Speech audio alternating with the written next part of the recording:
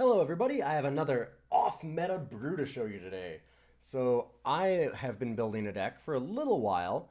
You might have seen where a week or so ago I did a deck that was called Mask Control, which was something that I found on Reddit. It was suggested to me by chat, and we played it on stream a little bit, and then I went and played it in a little bit of a deck tech, if this will work.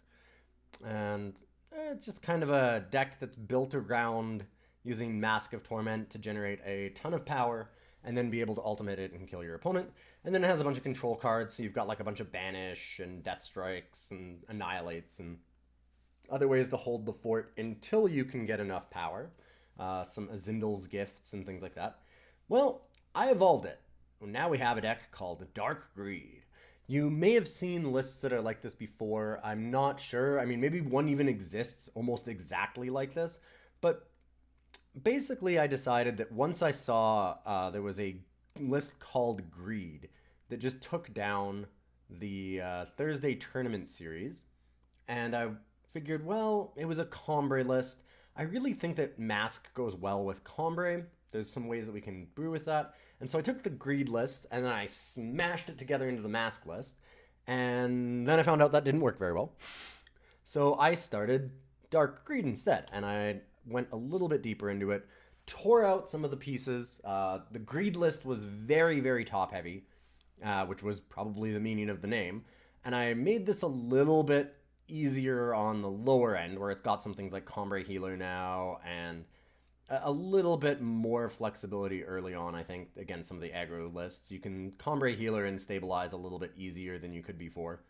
And essentially, you're a big Combre list. So you've got your Mystic Ascendants, you've got your Martial Ironthorn, you've got some harsh rules.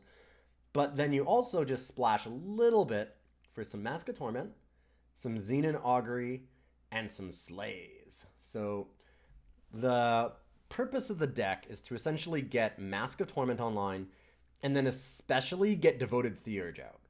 Don't have to do that. You can certainly get there with Combre Healers and Temple Scribes, but if you really want to go deep, you need the Theurge. I took this into the event and I made a post on Reddit. You might have seen it. I had at one point about 160 power, so I was making 38 owls with my Great Parliaments. I was messing around a little bit with my opponent at that point, toying with my food. But I got a little bit tired of clicking on Devoted Theurge, so I decided to just end the game. But you can get into that kind of a power level with this deck, and it's certainly a lot of fun.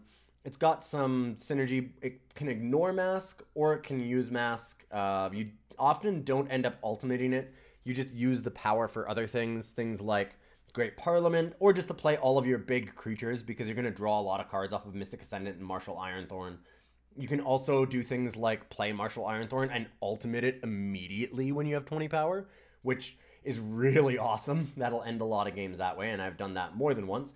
Get Knight Chancellor Seraph out early and ultimate her right away, like be able to pay her 8 constantly. So you can get to 11 fairly easily and just start churning out units. So there's a bunch of different ways that you can use the extra power for Mask of Torment besides just making the Tormentor, which I feel was a bit of the problem with the Mask control list.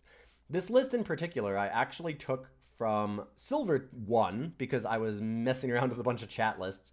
It's a bad idea for your ranking. And I made it now to Diamond 2. So this deck has been quite good for me. It's definitely had legs. This has only been the last couple days that I've been doing this. And it's done really well. So I like it. There's definitely some room for some tweaking. There's a lot of 3s and 2s and stuff in here because I am still testing the list a little bit. If you can, it's nice to get up to 4 of certain things. I wouldn't mind having a touch more removal, maybe another Harsh Rule, maybe some like Annihilate or Death Strike, something like that, just to deal with a few extra threats, because I find them a little bit light on that end sometimes.